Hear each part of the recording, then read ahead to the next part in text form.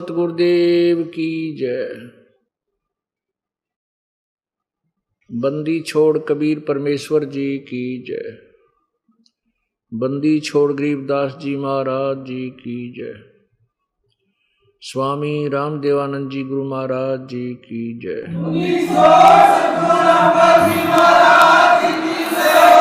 सर्व संतों की जय, सर्व भक्तों की जय, धर्मी पुरुषों की जय, श्री काशी धाम की जय, श्री छुड़ानी धाम की जय, श्री करौथा धाम की जय, श्री बरवाला धाम की जय। सत साहिब गरीब नमो नमो सतपुरुष को नमस्कार गुरु की नहीं, सुर नर मुनि जन साधुआं संतों सर्वस्ती नहीं। सतगुरु साहेब संत सब डंडो तुम प्रणाम, आगे पीछे मध्य हुए तिनको जा कुर्बान। नराकार निर्विषम काल जाल वैभंजनम, निर्लेपम निज निर्गुणम अकल अनुबेशोन्दुनम। सोहम सुरति समाप्तम सकल समाना निर्तल, उज्ज्वल हिरंबर हरदमम बेपरवा अथाह वार पार नहीं मज्जतम। गरीब जो सुमर सिद्ध होई, गणनायक गलताना करो अनुग्रह सोई। पारस पद परवाना आदि गणेश मनाऊं, गणनायक देवन देवा चरण कमल लो लाऊं। आजंत करूं सेवा परम शक्ति संगीतम, ऋषि दाता सोई अवगत गुण अतीतम। सत्य पुरुष निर्मोही जगदम्बा जगदीशम, मंगल रूप मुरारी तन मन अर्पों शीशम। भक्ति मुक्ति भंडारी सुर नर मुनि जन ध्यावे, ब्रह्मा विष्णु महेशा। शेष समुख गावे पूजय आज गणेशा। इंद्र कुबेर सरीखा वरुण धर्म राय ध्यावे। समर्थ जीवन जी का मन इच्छा फल पावे। 33 कोटि आधारा ध्यावे 88 उतरे भवजल पारा। कट है इनकी फांसी 33 कोटि आधारा ध्यावे 88 उतरे भवजल पारा। कट है यम की फांसी। कर जोरूं विनती करूं, धरूं चरण पर शीस। गुरु जी राम देवानंद जी महाराज ने दियो नाम बख्शीश। कोटि कोटि सिजदा करूं, कोटि कोटि प्रणाम। चरण कमल में राखियो मैं बांधी जाम गुलाम। अब गुण किए तो बहुत किए, करत न मनियार। बावे बंदा बख्श दियो, बावे गर्दन उतार। कुत्ता तेरे दरबार का, मोतिया मेरा नाम। गले प्रेम की जेवड़ी, जहाँ खेचो वहाँ जाऊं मैं। तो करो तो बावड़ू, दूर दूर करो तो जाऊं। जो राखो तो ही रहूं, जो देवो सो खाऊं। जय इब के सतगुरु मिले, सब दुख आँखों रो। चरणों ऊपर शीस धरूं, कहूँ जो कहनी हो। कबीर साईं मिलेंगे, पूछेंगे कुशलात। आद अंत की सब कहूँ, अपने दिल की बात। गुरु जी तुम ना भूलियो, चाहे लाख लोग मिल जाएं। हमसे तुमको बहुत हैं, तुमसे हमको नहीं। तुमरे विसारे क्या बने, मैं किसकी शरण में जाऊं। शिव ब्रंच मुनि नारदा, इनके हृदय बिना समाऊं। अवगुण किए तो बहुत किए, करत न मानी हारे। बावे बंदा बख्श दियो, बावे गर्दन उतारे। अवगुण मेरे बाप जी, बख्शो गरीब नवाजे। जो मैं पूत कपूत हूँ, बोहर पिता को लाजे। मैं अपराधी जन्म का, नक्सक भरे विकार। तुम दाता दुख भंजना, मेरी करो संभार। कबीर लूट सको तो लूटियो, लूट सको तो लूटियो। राम नाम की लूटे, पीछे फिर पछताओगे। प्राण जाएंगे छूटो, मानुष जन्म दुर्लभ है, मिले न बारंबार। तरवर से पत्ता टूट गिरे वो, बोहर न लगता डार। राम रटत कोड़ी भलो, चू चू पड़े जो चाम।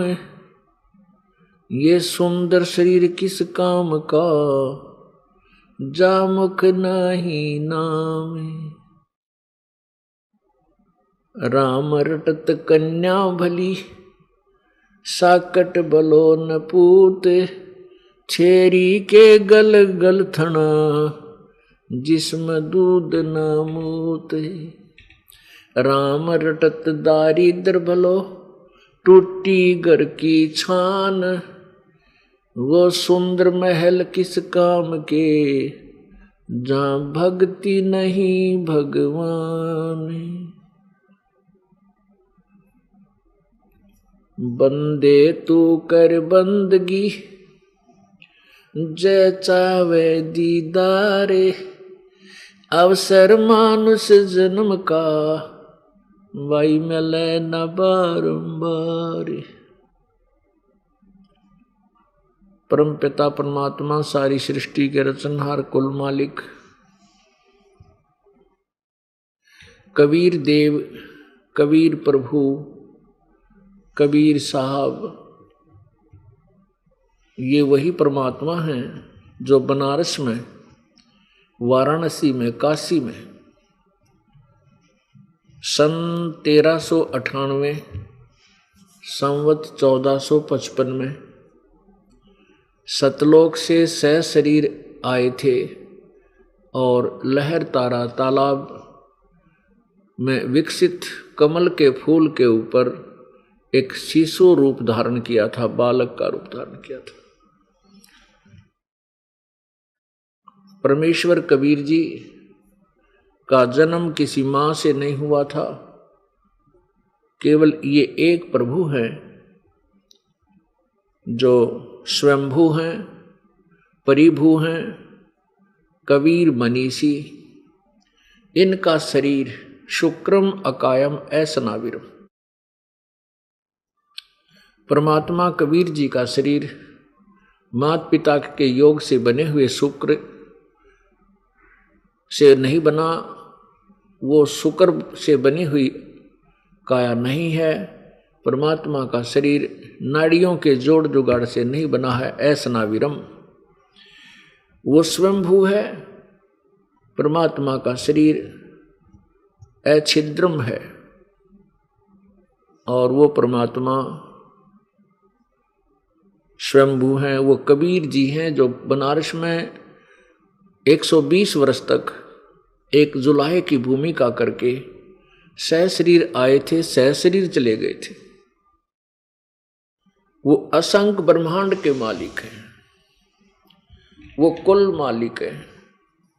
वो परमात्मा हैं जो गीता जी अध्याय नंबर 18 के श्लोक नंबर 62 में 62 में गीता ज्ञान दाता कह रहा कि अर्जुन तू सर्वभाव से उस परमेश्वर की शरण में जा, जिसकी कृपा से तू परम शांति और शाश्वत स्थानम अर्थात सनातन परम धाम सतलोक को प्राप्त होगा। गीता जी अध्याय नंबर 15 के श्लोक नंबर 4 में कहा कि जब तुझे तत्वदर्शी संत मिल जावे, उसके पश्चात उस परम पद परमेश्वर की, उस परमेश्वर के परम पद की, उस परमेश्वर के जो गीता जी अध्याय नंबर 18 के 62 में जिसके विषय में कहा है, उस परमेश्वर के परम पद की खोज करनी चाहिए, जहां जाने के बाद साधक फिर लौटकर संसार में नहीं आते, जिनकी जन्म मृत्यु फिर कभी नहीं होती। वो पूर्ण मोक्ष प्राप्त करते हैं। और जिस परमेश्वर ने, ये वही परमेश्वर है जिसने पूरे ब्रह्मांडों की रचना की है। गीता ज्ञान दाता कहता है कि मैं भी उसी की शरण में हूं और उसी की पूजा करनी चाहिए, उसी से पूर्ण मोक्ष होगा। गीता जी अध्याय नंबर 7 के श्लोक नंबर 29 में 29 में गीता ज्ञान दाता कह रहा है कि जो तत्ब्रह्म से यानी उस परमेश्वर से, जो गीता जी अध्याय नंबर 18 के श्लोक नंबर 62 में जिसके विषय में कहा है, तत्ब्रह्म यानी उस परमेश्वर के तथा संपूर्ण आध्यात्मिक ज्ञान से, उस परमेश्वर से तथा संपूर्ण आध्यात्मिक ज्ञान से और सब कर्मों से, पुण्य पाप आदि सभी कर्मों से जो परिचित हो जाता है, वो व्यक्ति फिर केवल जरा और मरण से, जरा माने बुढ़ापा, मरण मीन मृत्यु, यानी बुढ़ापा और मृत्यु ये सबसे ज्यादा दुखदाई इस मानव शरीर के लिए होते हैं। कहते हैं फिर वो जरा और मरण से ही छुटकारा पाने का प्रयत्न करता है। वो यहाँ का ना देव बनना चाहता है, ना महादेव बनना चाहता है, ना कोई पृथ्वीपति बनना चाहता है। वो केवल अपनी जन्म मृत्यु के उस रोग को कटवाने का ही प्रयत्न करता है। गीता जी अध्याय नंबर 8 के मंत्र नंबर 1 में अर्जुन ने पूछा कि प्रभु आपने जो 7वें अध्याय के 29वें श्लोक में जिस तत्ब्रह्म उस परमेश्वर के विषय में जिक्र किया अभी, वो परब्रह्म, वो तत्ब्रह्म कौन है, वो किसको कहते हो तत्ब्रह्म? गीता ज्ञान दाता ने 8वें अध्याय के 3रे श्लोक में उसका उत्तर दिया है कि वो परम अक्षर ब्रह्म है। पुण्यात्माओं, ये एक ऐसा सामूहिक सत्संग शिक्षा केंद्र है, आध्यात्मिक शिक्षा केंद्र। इसमें आपको ये महीने में 6 पीरियड अटेंड करने पड़ते हैं। 6 सत्संग होते हैं 6 दिनों के, और इनको आपने अटेंड करना होता है। और इन 6 दिनों के अंदर हमने वो कंप्लीट सिलेबस करवाना होता है, जो पूरे वर्ष में आपको रह रह कर रिवाइज करवा के वो परमात्मा की महिमा आपके हृदय में जचानी होती है। जब आपके हृदय में ये सत्य ज्ञान, तत्व ज्ञान फीड हो जाएगा, समा जाएगा, फिर वो अज्ञान हट जाएगा। 3 परमात्मा है। एक ब्रह्म जिसे क्षर पुरुष भी कहते हैं, जिसे क्षर ब्रह्म भी कहते हैं, इसको ईश भी कहते हैं। अब एक परमात्मा के 3 पर्यायवाची शब्द हैं। ब्रह्म, इसको क्षर ब्रह्म कहो। क्षर ब्रह्म माने नाशवान परमात्मा, क्षर ब्रह्म। इसको क्षर पुरुष भी कहते हैं, क्षर पुरुष, और इसको काल ब्रह्म भी कहते हैं और अकेला ब्रह्म भी कहते हैं। ये 1 नंबर का, ये सबसे पहला सबसे छोटा भगवान है, 21 ब्रह्मांड का स्वामी है, 21 ब्रह्मांड। और दूसरा जिसे अक्षर ब्रह्म बोलते हैं, अक्षर ब्रह्म, इसको अक्षर पुरुष भी कहते हैं, ये दूसरे नंबर का प्रभु है। और इसका 7 शंख ब्रह्मांड, नील पद्म शंख, 7 शंख ब्रह्मांड का स्वामी है।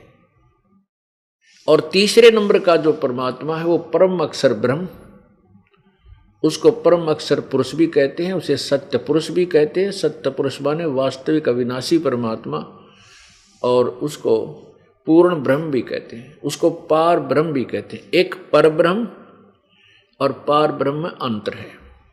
पर ब्रह्म ये 7 शंख ब्रह्मांड का मालिक है, और पार ब्रह्म कहो, पार माने सबसे पार, सबसे आखिर वाला, यानी सबसे टॉप मोस्ट, इसे पूर्ण ब्रह्म भी कहते हैं, सत्य पुरुष भी कहते हैं, इसको अकाल मूर्त भी कहते हैं, इसी को शब्द स्वरूपी राम भी कहते हैं, इसी को सतपुरुष भी। वही सतपुरुष कहो चाहे सतपुरुष, ये भाषा भिन्न है। पंजाबी में पुरुष बोल देते हैं, हिंदी में पुरुष बोल देते हैं। तो ये 3 परमात्मा है, 3 ब्रह्म, परब्रह्म और पूर्ण ब्रह्म। इन्हीं को पहले को क्षर ब्रह्म, क्षर पुरुष, फिर अक्षर पुरुष दूसरे को, और तीसरे को परम अक्षर पुरुष। तो ऐसे ये 3 भगवान हैं। और पूर्ण जो परमात्मा है, परम अक्षर ब्रह्म है, जो पूर्ण ब्रह्म है, वो असंख्य ब्रह्मांड का मालिक है, जिनमें ये अक्षर पुरुष के, अक्षर ब्रह्म के 7 शंख ब्रह्मांड भी उसी के अंतर्गत आते हैं, और 21 ब्रह्मांड इस ब्रह्म के भी उस पूर्ण ब्रह्म के अंतर्गत आते हैं। यानी कुल मालिक वो पूर्ण ब्रह्म है। वो कौन है? वो कबीर है, वो कबीर देव है। वेदों में उसे कबीर देव कहा है, कुरान शरीफ में उसे कबीर, अल्लाह कबीर कहा है, अल्लाह अकबर। अकबर कहो, कबीर कहो, कबीरन कहो, खबीरन कहो, खबीरा कहो, कबीरा कहो, ये अपनी भाषा के अंतर्गत उसी परमात्मा की तरफ बोध करते हैं। और अरबी भाषा में कबीर का अर्थ बड़ा भी होता है। अब उन बोली आत्माओं ने उसका अर्थ अल्लाह अकबर का अर्थ कर दिया, बड़ा भगवान। किसी ना किसी कोई भी नाम है, उसका मीनिंग अवश्य होता है, उसका कोई ना कोई अर्थ बनता है। इसी प्रकार कबीर देव, वेदों में कबीर देव है, हम उसे कबीर बोलते हैं। कबीर को हमारी विशेषकर भारतवर्ष के अंदर जो हिंदी भाषी और अनएजुकेटेड हिंदी भाषी, अनएजुकेटेड अशिक्षित जो वर्ग क्षेत्र है पहले था, वो एक ऐसी लोकल लैंग्वेज थी। हम बै को बै बोलते हैं, जैसे वेद प्रकाश, वेदपाल को हम वेद प्रकाश, वेदपाल बोलते हैं, बै बोलते हैं। तो इस प्रकार वेदों में कबीर देव, उस कबीर देव की महिमा वेदों में कलम तोड़ लिखी है। तो इन्होंने अनुवादकर्ताओं ने संस्कृत के से हिंदी में अनुवादकर्ताओं ने कवि का अर्थ, कबीर का अर्थ उन्होंने कवि कर दिया, और देव का अर्थ परमेश्वर कर दिया। उन्होंने कवि परमेश्वर कर दिया। पुण्यात्मा, हम उसको कबीर देव को कबीर बोलन लागे। कबीर साहब कहो चाहे भगवान कहो, परमेश्वर कहो। तो ऐसे ये भाषा भिन्न अपने अपने भाषा में परमात्मा के नाम, जैसे उपमात्मक नाम है। साहब कहो, साहिब कहो, राम कहो, खुदा कहो, गॉड कहो, अल्लाह कहो या रब कहो, ये सब शक्ति बोधक शब्द हैं और परमात्मा के ही सूचक हैं, बोधक हैं। अब परमात्मा में अंतर होता है। जैसे ब्रह्मा विष्णु महेश भी भगवान हैं। अब आपको थोड़ी सी भगवान की यानी परिभाषा प्रभु की बतानी पड़ेगी, डेफिनेशन ऑफ गॉड, क्योंकि अभी तक हम परमात्मा की परिभाषा से भी परिचित नहीं है। भगवान किसे कहते हैं? अब जैसे किसी विभाग में सभी अधिकारी होते हैं और वो सभी साहब कहलाते हैं। जैसे तहसीलदार साहब, एसडीएम साहब, फिर डिप्टी कमिश्नर यानी डीसी साहब, फिर कमिश्नर साहब, फिर मंत्री साहब, मुख्यमंत्री साहब, प्रधानमंत्री साहब और फिर राष्ट्रपति साहब। ये सभी साहब कहलाते हैं, परंतु इनकी शक्ति में दिन और रात का अंतर होता चला जाता है और बोले जाते हैं सभी साहब। ऐसे ही ब्रह्मा विष्णु महेश ये भी साहब हैं, ये भी गॉड हैं, भगवान हैं, प्रभु हैं। ये कितने प्रभु हैं? जैसे तहसीलदार कितना साहब है, एसडीएम कितना साहब है, डीसी कितना साहब है और कमिश्नर कितना साहब है और मंत्री और कितना साहब है। ऐसे हमने ये हिसाब लाना। मंत्री एक प्रांत में, राज्य जो स्टेट का मंत्री जो होते हैं वो एक विभाग का इंचार्ज होता है और मुख्यमंत्री कितना साहब होता है? वो एक स्टेट का इंचार्ज होता है और प्रधानमंत्री कितना साहब है? वो ऐसे मुख्यमंत्रियों के ऊपर, जैसे भारत में बहुत सारी स्टेट हैं, 29-30 जो राज्य हैं, उन सब के ऊपर वो सब का साहब है। वो भी साहब है लेकिन वो पूरे भारत का साहब है। इस प्रकार हमने परमात्मा की परिभाषा को समझना है। ब्रह्मा विष्णु महेश ये एक ब्रह्मांड में एक विभाग के मंत्री हैं। एक स्टेट में समझ लो, एक स्टेट में जैसे मंत्री होता है ऐसी स्थिति थी इनकी। एक ब्रह्मांड में एक एक विभाग के 3 मंत्री हैं। रजगुण विभाग के ब्रह्मा जी, सतगुण विभाग के विष्णु जी और तमगुण विभाग के शिव जी। इनका पिता जो ब्रह्म है, जिसको क्षर ब्रह्म अभी आपको बताया, क्षर ब्रह्म भी बोलते हैं, क्षर पुरुष भी कहते हैं, ये एक ब्रह्मांड में एक मुख्यमंत्री का रोल करता है, भूमिका करता है। ये एक ब्रह्मांड में ऐसे ये अपने 21 ब्रह्मांडों में स्वयं मुख्यमंत्री पद को प्राप्त करता है और उसके अंदर प्रत्येक ब्रह्मांड में अलग ब्रह्मा, अलग विष्णु, अलग शिव है। इस प्रकार ये सभी भगवानों की स्थिति आपको बता दी। ये सभी राम हैं, ये सभी अल्लाह कहलाते हैं, इनको गॉड भी कहते हैं। लेकिन ये कितनी स्थिति के भगवान हैं ये आपको परिचय दिया।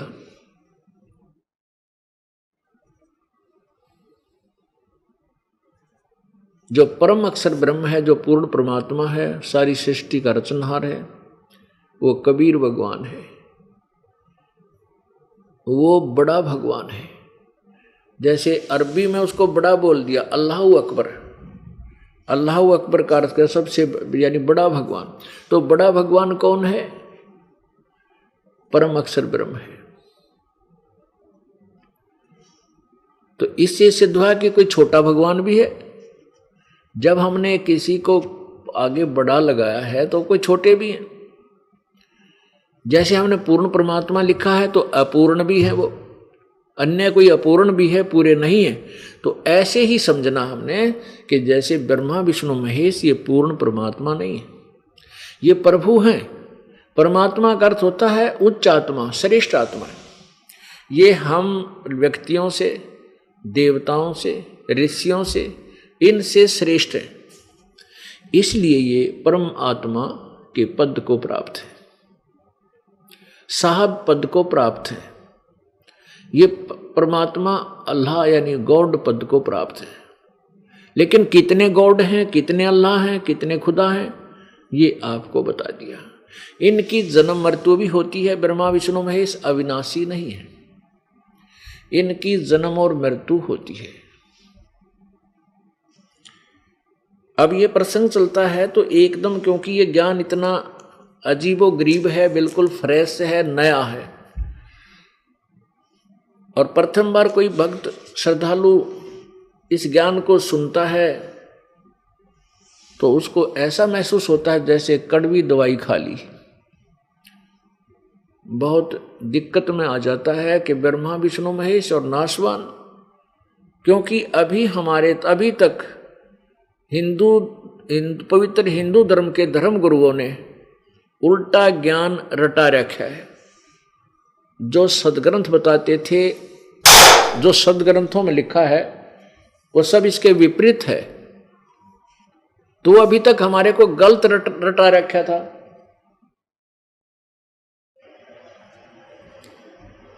और उस गलत ज्ञान के आधार पर हमारे पवित्र हिंदू धर्म के धर्म गुरुओं ने हमारे को उल्टे पाठ पढ़ा रखे थे।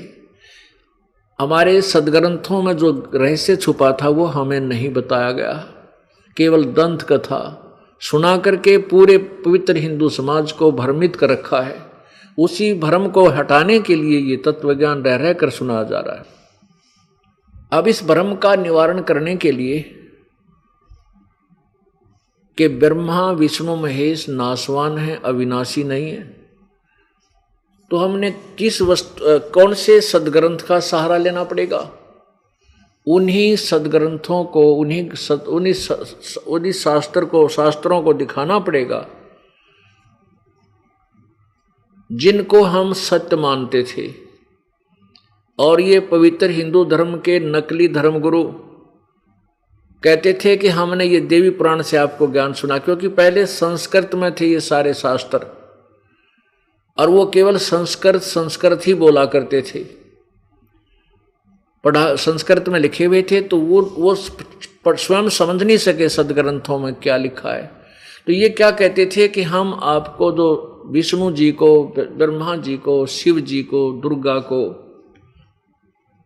सर्वशक्तिमान अविनाशी, इन अजरो अमर ब्रह्मा विष्णु महेश के विषय में, विष्णु जी और शिव जी के विषय में बताते थे अजरो अमर हैं, इनके कोई माता पिता नहीं है, इनका कोई जन्म मृत्यु नहीं होता, ये सर्वेश्वर महेश्वर सतीथि संहार और सृष्टि यही करते हैं। तो इस प्रकार ये ज्ञान हमें दिया गया था और बताया गया था कि हम इन्हीं सदग्रंथों में से दे रहे हैं। और वो सदग्रंथ अब हमें क्या बता रहे हैं, अब हम आंखों पढ़ेंगे। पहले तो उनकी दंत कथा सुना करते थे, अब हम स्वयं पढ़ेंगे और समझेंगे और सतीति से परिचित होंगे ब्रह्मा विष्णु महेश की। अब देखिएगा ये पवित्र श्रीमद् देवी भागवत,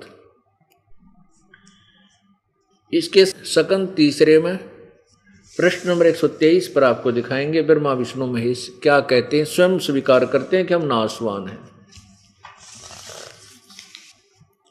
श्रीमद् देवी भागवत, संपादक हनुमान प्रसाद पोदार, चिमन लाल गोस्वामी। ये कहाँ से प्रकाशित है?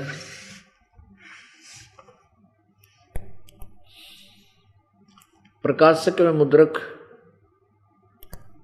गीता प्रेस गोरखपुर, गोविंद भवन कार्यालय कोलकाता का संस्थान। इसके सकंद 123 पृष्ठ पर ये देखिएगा, तीसरा स्कंद और प्रश्न नंबर 123, ये 4 और 5 अध्याय है। इसमें भगवान विष्णु जी अपनी माता दुर्गा की महिमा सुनाते हैं। दुर्गा के सामने खड़े होकर स्तुति करते हुए बोलते हैं, तुम सद स्वरूपा हो, यह सारा संसार तुम्ही से उद्भासित हो रहा है। मैं ब्रह्मा और शंकर, विष्णु जी स्वयं कह रहे हैं कि मैं विष्णु, ब्रह्मा और शंकर, हम सभी तुम्हारी कृपा से विद्यमान हैं। हमारा आविर्भाव यानी जन्म, तिरोभाव माने मृत्यु, हमारा तो आविर्भाव अर्थात जन्म और तिरोभाव अर्थात मृत्यु हुआ करता है। हमारा तो जन्म और मृत्यु होता है, हम अविनाशी नहीं हैं। केवल तुम ही नित्य हो, जगत जननी हो, प्रकृति और सनातनी देवी हो। ये भी ध्यान से देखना सुनना के प्रकृति दुर्गा को कहते हैं। ये गीता जी के अनुवाद करते समय आपके समझ में आपके लिए आवश्यक होगा, आप समझ सकोगे कि प्रकृति दुर्गा को कहते हैं। अब भगवान शंकर बोले देवी यदि महाभाग विष्णु तुम्ही से प्रकट हुए हैं तो उनके बाद उत्पन्न होने वाले ब्रह्मा भी तुम्हारे ही बालक हुए। फिर मैं तमोगुणी लीला करने वाला शंकर क्या तुम्हारी संतान नहीं हुआ? अर्थात मुझे भी उत्पन्न करने वाली तुम ही हो। आगे देखो,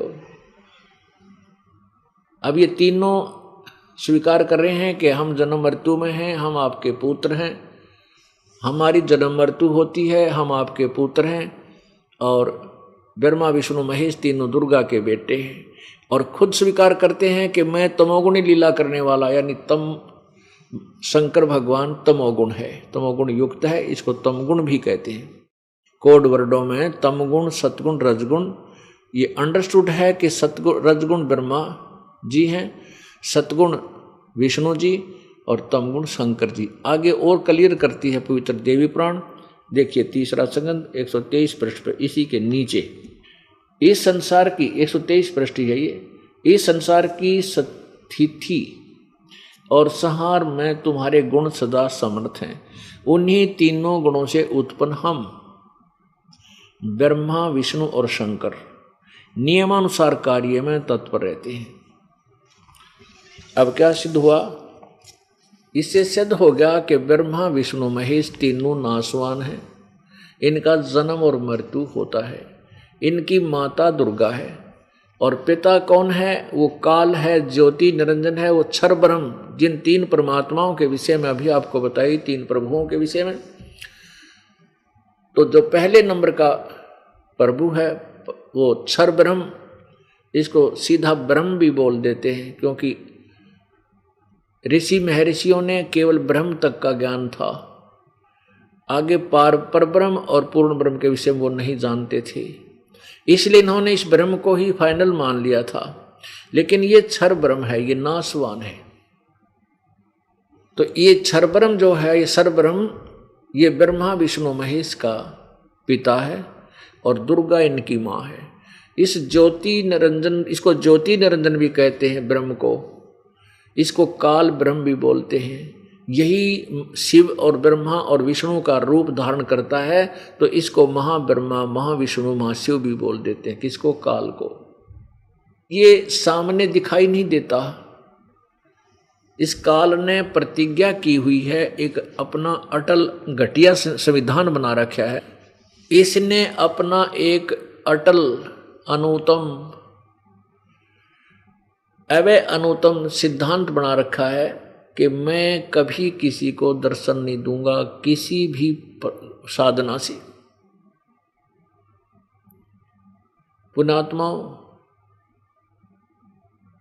गीता जी अध्याय नंबर 11 के श्लोक नंबर 47 और 48 में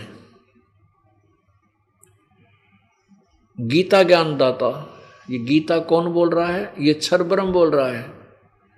ये ब्रह्मा विष्णु महेश का पिता बोल रहा है, श्री कृष्ण जी में प्रवेश करके, जैसे प्रेत बोलते हैं किसी दूसरे में प्रवेश करके, ऐसे ये गीता ज्ञान काल दे रहा है, ये सदा शिव दे रहा है, ये महाशिव जिसको कहते हैं वो बोल रहा है। और ये ब्रह्मा विष्णु महेश का पिता है, ये काल है, ये सुप्रीम पावर नहीं है, केवल 21 ब्रह्मांड का भगवान है। इस सदाशिव ने अर्थात काल ब्रह्म ने एक प्रतिज्ञा की है कि मैं कभी किसी के सामने अपने ओरिजिनल रूप में दर्शन नहीं दूंगा, अपने यथार्थ रूप से मैं किसी के सामने नहीं आऊंगा, मैं किसी भी जप से तप से वेदों वर्णित विधि से किसी यज्ञ से मैं दर्शन नहीं दूंगा। ये काल है। इसका प्रमाण भी स्वयं ये गीता जी अध्याय नंबर 11 के श्लोक नंबर 32 में कहता है कि मैं काल हूं अर्जुन,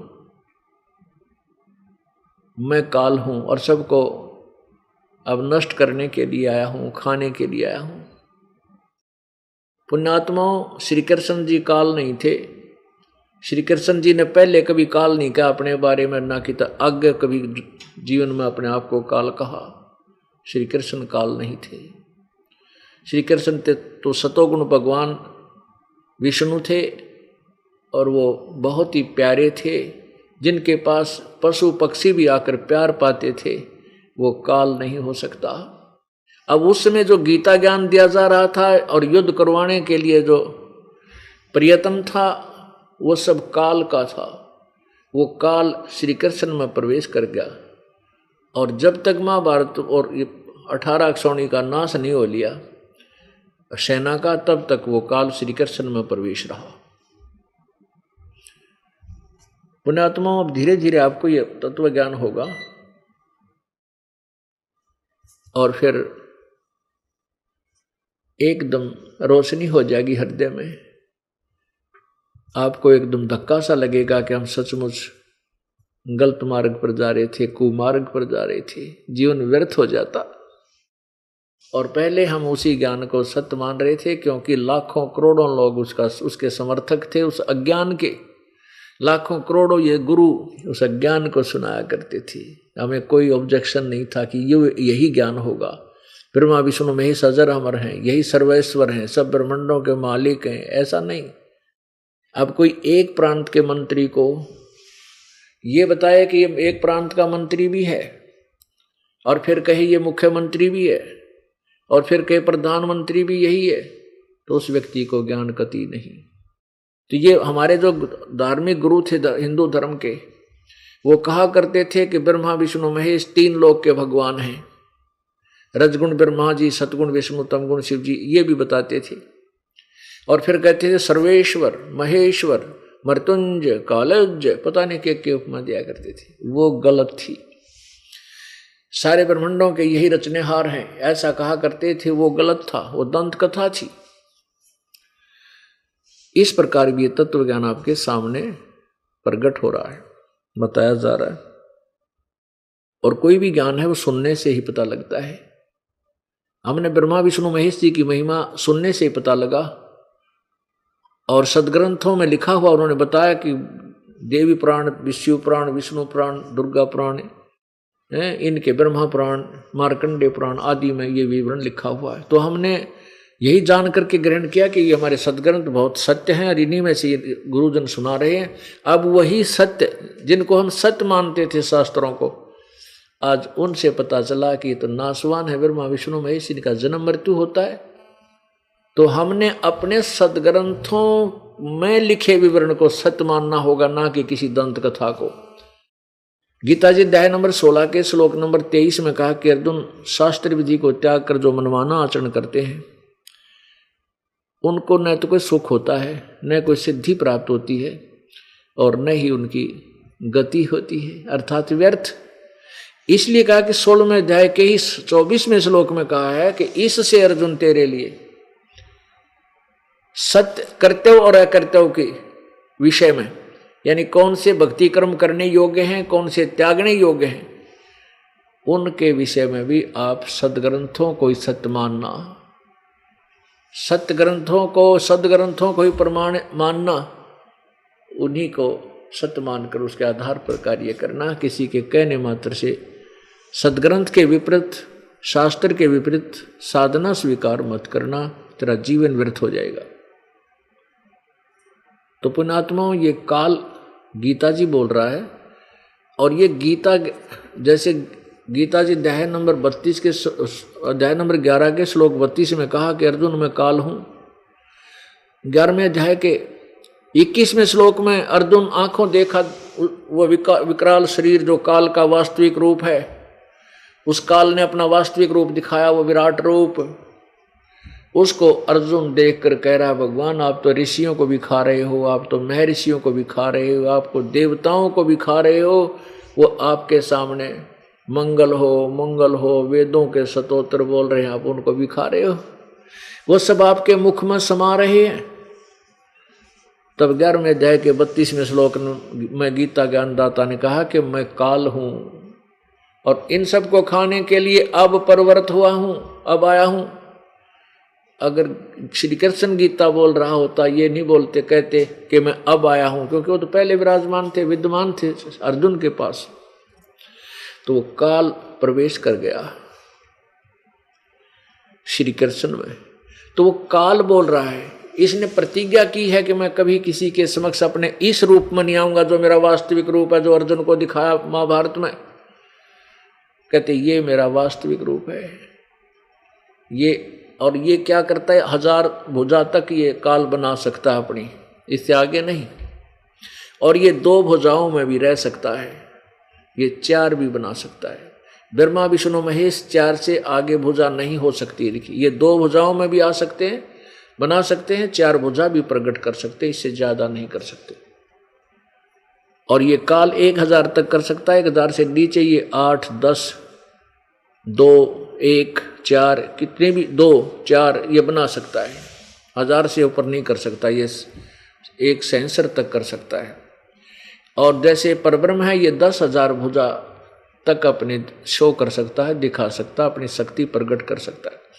और परमेश्वर पूर्ण ब्रह्म कबीर जी असंख्य भुजाओं का तक अपनी भुजा बना सकता है। भुजा में शक्ति भी होता है, बाहु माने शक्ति, ताकत।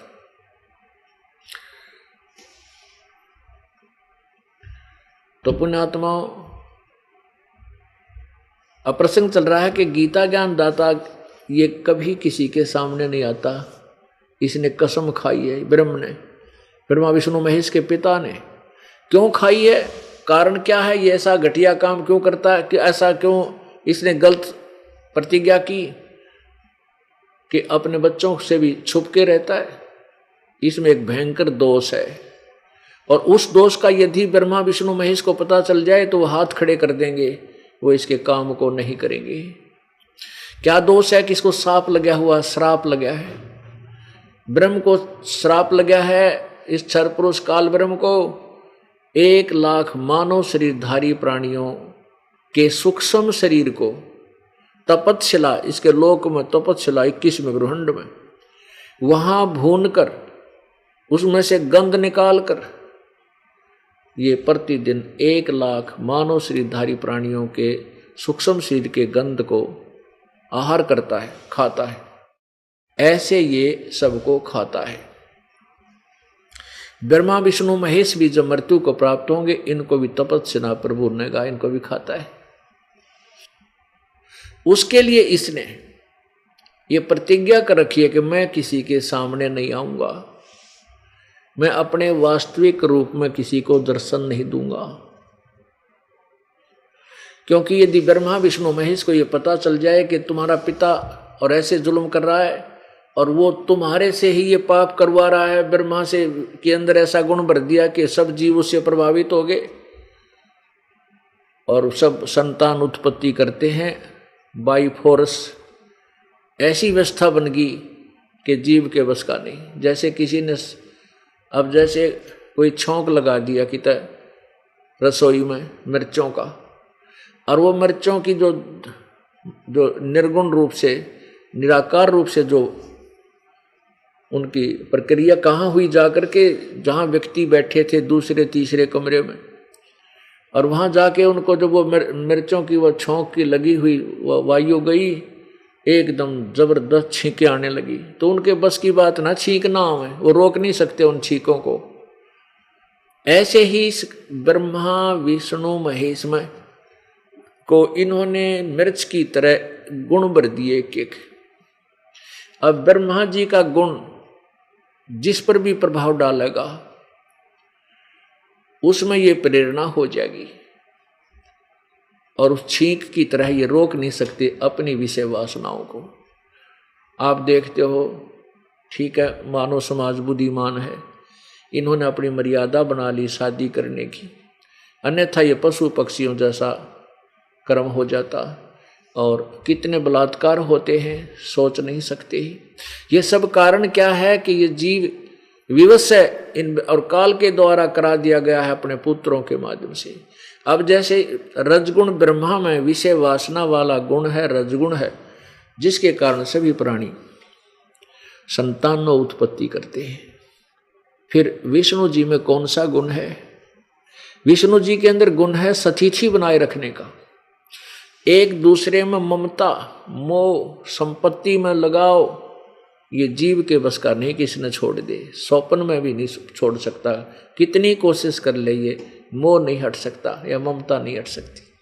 इसको सतिथि कहें। सतिथि का माने कि ये पड़े रहे यहाँ पर, ये टके रहे यहाँ पर, यहाँ से इनका मन ना उठ जा, उकला ना जा। कितना दुख पाले, कितने बेटे धमका ले, जो घर नहीं छूटा है वो ममता नहीं हटती। एक बार ये दास अपने गुरुदेव के पास दर्शनार्थ जाता था। पहले हम छुडानी जाते थे, छुडानी गांव है जिला झज्जर में। वहाँ आदरणीय गरीबदास साहिब जी एक किसान जाति में हुए, उनको परमात्मा कबीर जी आकर मिले थे। उसके बाद उनके दिव्य दृष्टि, उनका जो ज्ञान योग खोल दिया था। उसके बाद गरीबदास साहिब जी ने परमेश्वर कबीर जी की वाणी, उनके ज्ञान की वाणी, उनके द्वारा दिया गया ज्ञान वाणियों में लिखा, उसको ग्रंथ बोलते हैं। तो वहाँ ग्रंथ साहिब का पाठ होता था। मेरे पूज्य गुरुदेव जी भी वहाँ जाते थे, ये दास भी वहाँ जाता था।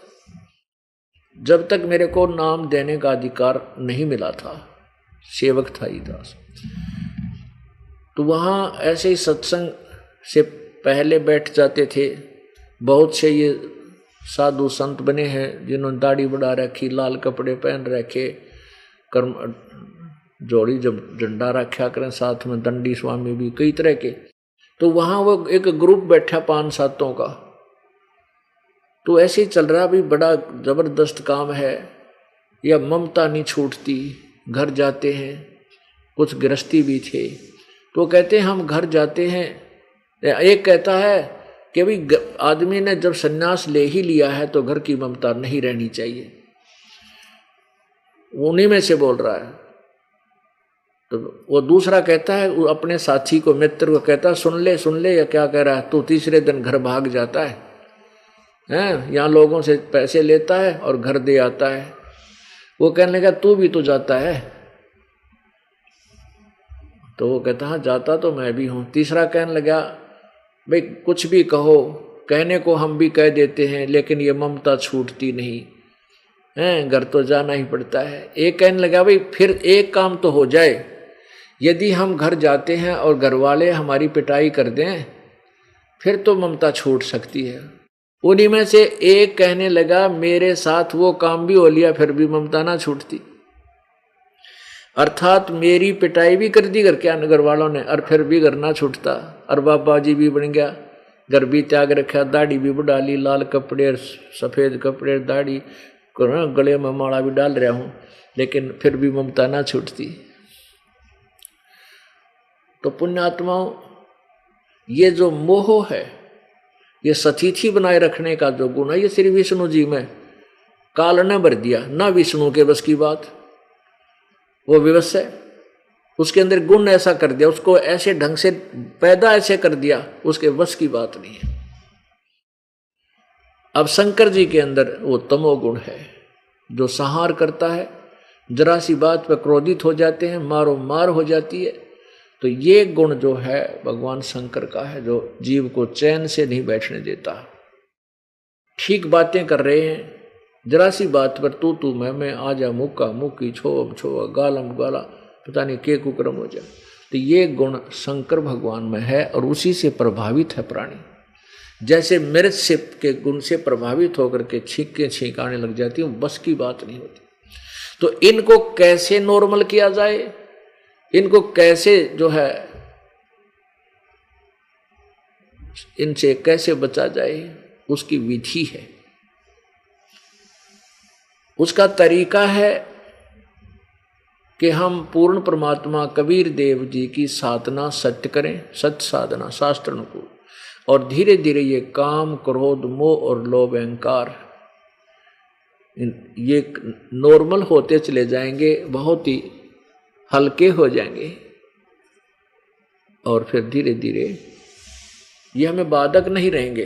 पुण्यात्मा जैसे कहते हैं, अर्जुन ने कहा है, पूछा भगवान आप तो कहते हो कि आसन लगा कर बैठ जा और साधना करे, नाक पर ध्यान लग गए, इतनी दूर ऐसा आसन हो और मन को रोके। मन तो रोकना वायु को रोकने के तुल्य है, कैसे रुकेगा? तो भगवान कहता कि हाँ अर्जुन, मन को रोकना तो ये समझ लो वायु रोकना है। फिर भी अभ्यास करें। अब पुण्यात्माओं, गीता जी में 2 प्रकार का ज्ञान है। एक तो वो ज्ञान है जो वेदों का है, जहां तक वेदों का ज्ञान है जो वेदों से मिलता है वो ज्ञान सही है। और जो ज्ञान काल ने अपनी अटकल बताई है और युद्ध करवाने के लिए बोला है, वो ज्ञान उस काल का ही अपनी सोच है। अपने आत्माओं देखो, हम भगवान शंकर से अधिक योगी नहीं हो सकते, अभ्यासी नहीं हो सकते, और न ही उससे ज्यादा हम ध्यान लगा सकते, ना समाधिस्थ हो सकते, ना योगी हो सकते। एक बार भगवान शंकर जी और पार्वती जी आकाश में और नीचे देख रहे थे।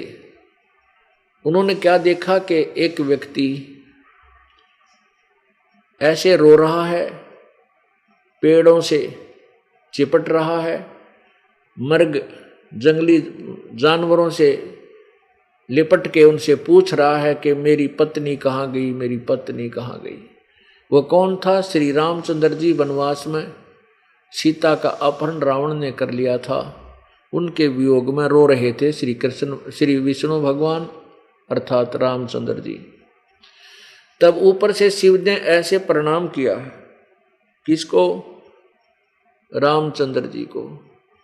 पार्वती जी हंसने लगी कि आप किसको प्रणाम कर रहे हो? भगवान शिव ने कहा कि मैं परमात्मा है, नीचे ये विष्णु अवतार हैं, मेरे बड़े भाई हैं, मैं इनको भगवान है ये प्रणाम कर रहा हूं। पार्वती कहने लगी भगवान और ऐसे रो रहा है, मैं नहीं मानती से भगवान हो, मैं तो इसकी परीक्षा लूंगी तब इसको प्रणाम करूंगी। परीक्षा कैसे लूंगी? कि मैं सीता रूप बनाऊंगी, अगर मुझे पहचान लेंगे कि मैं पार्वती हूं तो मैं इनको प्रणाम करूंगी, भगवान मानूंगी, अन्यथा मैं नहीं मानती भगवान को। भगवान और अक्षोभ कैसे? इसको शोक कैसा हुआ? भगवान शंकर ने कहा कि ऐसी गलती मत करना, सीता रूप मत बनाना, मेरे काम की नहीं रहेगी, क्योंकि